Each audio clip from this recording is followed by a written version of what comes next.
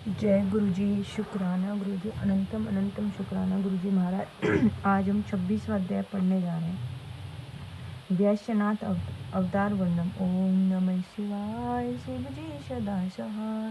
ओम नमः शिवाय, गुरु जी सदा सहाय। ओम नमः शिवाय, शिव जी सदा सहाय। ओम नमः शिवाय, गुरु जी सदा सहाय। नंदीश्वर बोले, हे मनुष्य, आप परमात्मा के शिव वैश्यनाथ नामक परम आनंददायक अवतार को सुनिए। पूर्व समय में नंदी ग्राम में महानंदा नामक एक बड़ी रूपवती वैश्या रहती थी, जो शिव की भक्ता थी। बड़ी धनवान, ऐश्वर्य युक्त और अनेक उज्जवल आभूषणों से युक्त तथा सर्वदा श्रृंगार रहित रहा करती थी।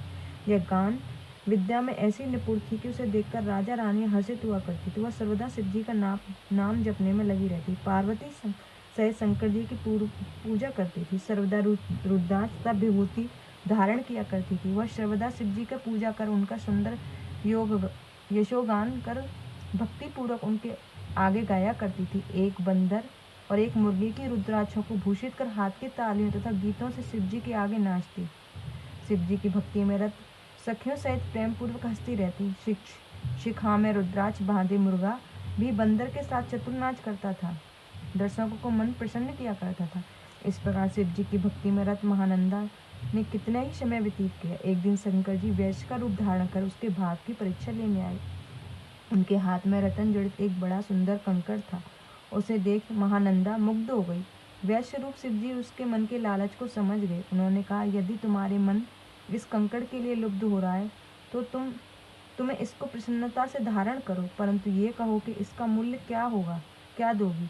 वैश्या ने कहा, मैं तो एक व्यभिचारिणी वैश्या हूँ, पतिव्रता नहीं हूँ। व्यभिचार ही हमारे कुल का परम धर्म है, इसमें कुछ भी संदेह नहीं। यदि आप यह कंकड़ मुझे देंगे तो मैं 2-3 दिन और 3 रात आपकी स्त्री रहूंगी। वैश्य ने कहा, पति बल्लभे तथास्तु, यह लो रत्न कंकड़, 3 रात मेरी स्त्री रहो। इस व्यवहार में सूर्य और चंद्रमा प्रमाण है, परंतु 3 बार सत्य है। ऐसा कहकर मेरे हृदय का स्पर्श करो। वैश्या ने कहा, हे प्रभु, मैं 3 दिन और 3 रात आपकी पत्नी रहकर स्वधर्म का पालन करूंगी। यह सत्य है, सत्य है, सत्य है। ऐसा कह सूर्य चंद्रमा को साक्षी बना नंदा ने प्रीति सहित 3 बार उनके हृदय का स्पर्श किया। वैश्या ने उसे कंकड़ देकर रत्न में लिंग उसके हाथ में दिया और कहा, हे कांते, यह रतन जड़ित शिव जी का लिंग मुझे प्राणों से भी अधिक प्रिय है। तुम सदैव इसकी रक्षा करना और यत्न पूर्वक गुप्त रखना, ऐसा ही होगा। कहती हुई मां नंदा ने उस रत्न में लिंग को लेकर नाटक के मंडप में रखकर घर में चली गई। रात्रि समय उस वैश्य को कोमल गद्दे और तकियों से शोभित कर पलंग पर ले जाकर आनंद से सो गई। अर्धरात्रि के समय नृत्य मंडप से सहसा यह एक वाणी उत्पन्न हुई कि, हे तात, इस नृत्य भवन में वायु की सहायता से अग्नि प्रज्वलित हो गई। इसके पश्चात नृत्य मंडप जलने लगा। महानंदा ने दौड़कर बंधे हुए बंदरों और मुर्गों को छुड़ाकर दूर भगाया। लिंग खंबे से साथ जलकर टुकड़े टुकड़े हो गए। उसे जला देख वैश्य और वैश्या बड़े दुखी हुए।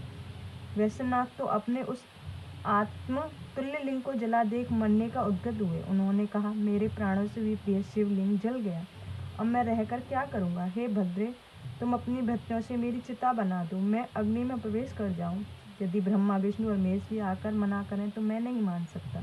वैश्या ने अपने भक्तियों को आज्ञा दे चिता बनवा दी। परम कौतुकी शिव जी अग्नि की परिक्रमा कर सब मनुष्य देखते देखते अग्नि में प्रवेश कर गए। वैश्या विस्मित हो गई। उसे बड़ा खेद हुआ। उसने कहा, मैं तो 3 दिन इस वैश्य के पास रहने वाली थी, परंतु मेरी थोड़ी सी असावधानी से यह शिव व्रती वैश्य मर गया। अतः मैं इसके साथ ही अग्नि में प्रवेश कर जाऊं तभी अच्छा है। सत्य से परम गति होती है। सत्य स्वर्ग है और अपवर्ग देने वाला है। सत्य सब कुछ प्रतिष्ठित है। यह सुन लोगों ने उसे प्राण त्यागने के लिए मना किया, परंतु उसने सारा धन ब्राह्मणों को दान कर दिया। स्वयं प्रज्वलित अग्नि में कूदने चली। उसी समय अपने चरणों में उसका मन लगा हुआ देख विश्वात्मा शिव ने प्रकट होकर उसको मना किया।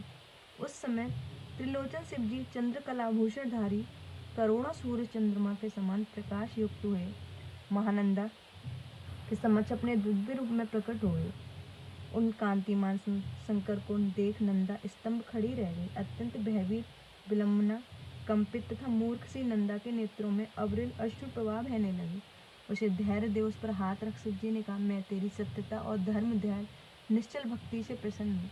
तेरी परीक्षा के लिए यह वैश्य रूप धारण कर तेरे पास आया था। मैं तुम पर प्रसन्न हूँ, जो चाहे वर मांगो। वैश्या ने पार्वतीनाथ शंकर से कहा, मुझे ना तो भोगों की इच्छा है, न स्वर्ग की।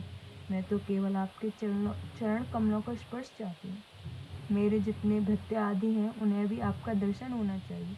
अतः मेरे साथ ही सबको आप अपने परम पद को ले चलिए। शिव जी ने एड़मस्त उन सबको अपने परम पद को भेज दिया और वैश्यनाथ अवतार भक्तों को सर्वदा सुखदायक मोक्षदायक है। इति श्री महापुराण तृतीय शती रुद्र संहिता का 26वां अध्याय समाप्त। जय गुरु जी, शुक्राना।